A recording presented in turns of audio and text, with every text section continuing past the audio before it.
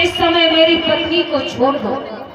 कंस कहने लगा ठीक है, तो ये यहाँ अपने घर पर नहीं जाओगे बटेश्वर, मेरे यहाँ पर कारागृह में रहोगे मेरे सामने। जवाब दिया मुझे स्वीकार है। आज अपने बहन और बहनोई के हाथों में हथकड़ियां, पैरों में बेड़ियां डाल करके और जेल खाने में बंद कर दिया। धीरे धीरे समय व्यतीत हुआ है तो एक बच्चे ने जन्म लिया।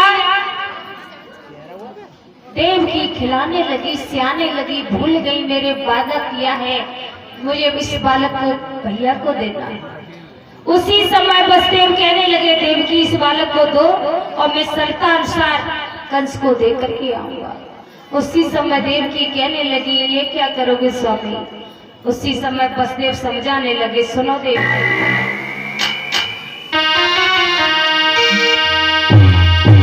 अरे तब वसुदेव ने कही करो कर लो अपना ही।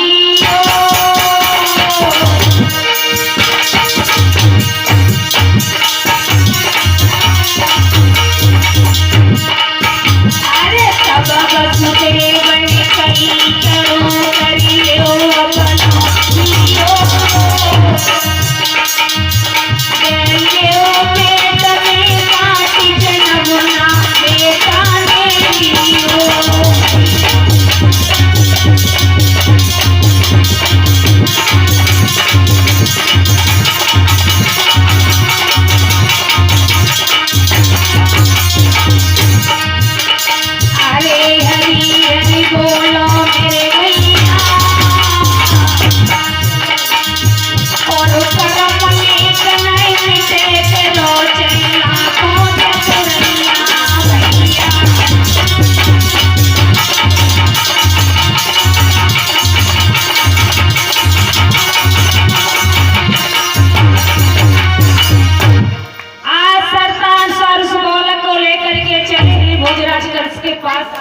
जवाब दिया ऐसा कर लो, अपना हृदय कठोर कर लो, पत्थर रख लो, ये सोच लेना हमारे गर्भ से किसी बच्चे ने जन्म नहीं दिया। आज उस बालक को लेकर के चले दरबार में। भोजराज कंस ने उस बालक को हाथ में लिया, दया आ गई। सोचने लगा मेरा काल तो 8वां बालक होगा, ये तो पहला बालक है, उसने क्या बिगाड़ा, इसे लौटा देता हूँ। उस समय वो बालक लौटा दिया। वसुदेव लेकर के जेल खाने में आ गया। तब तक देव ऋषि बाबा देखने लगे और सोचने लगे यदि इसी प्रकार से कंस को दया आती रही तो प्रभु का अवतार होने में बहुत देरी लग जाएगी। हमें जा करके इसे समझाना चाहिए, इसकी मोह माया खत्म करनी चाहिए। आज दरबार में बीड़ा बजाते हुए पहुंच गए और जवाब दिया भोजराज कंस ये मैं क्या देख रहा हूँ, क्या देख रहा हूँ, ये झांकी किसकी थी। जवाब दिया मेरी बहन का पहला बालक था। तो क्या किया, लौटा दिया कि हाँ, क्यों लौटा दिया कि ये तो पहला बालक है।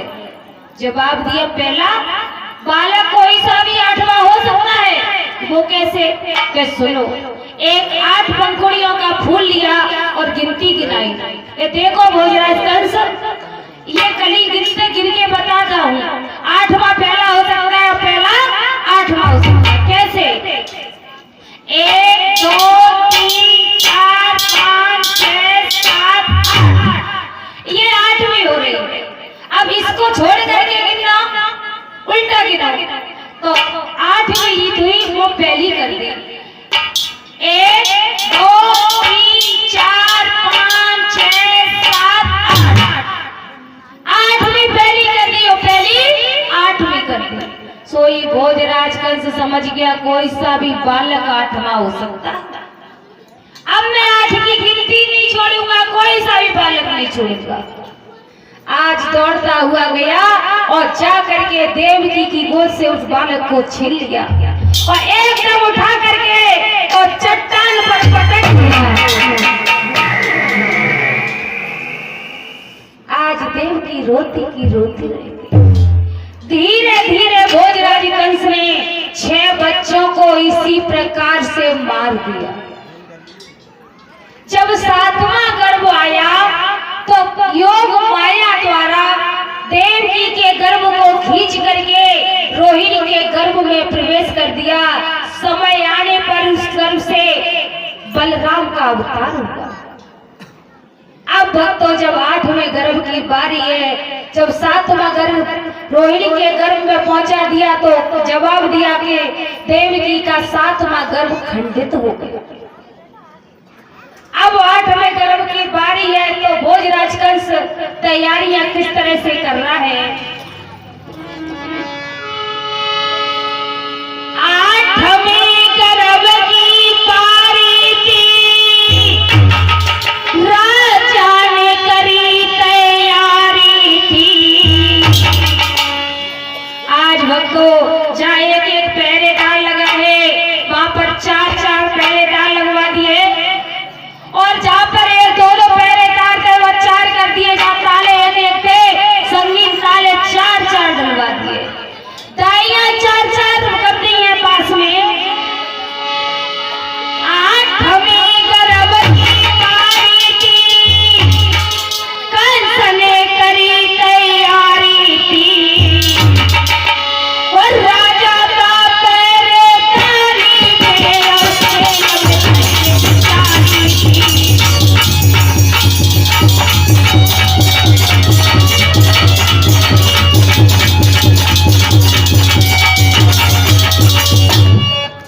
आज भक्तों सारी तैयारियां करती हैं।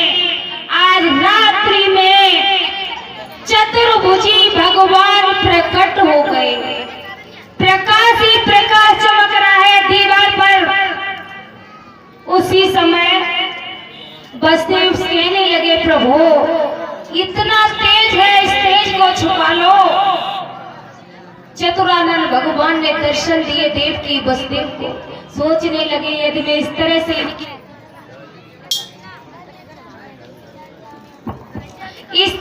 आऊंगा तो देवकी बसदेव मुझे बालक के रूप में स्वीकार नहीं करेंगे। इसीलिए उसी समय उनके मन से वो जो भी मूर्ति थी वो हटाई और बालक का रूप धारण करके प्रकट हो गए। जैसे ही बालक का रूप धारण किया, प्रकट हो गए जेल खाने में। हाथों से हथकड़ियां, पैरों से बेड़ियां खुल गई। सारे पहरेदार सो गए।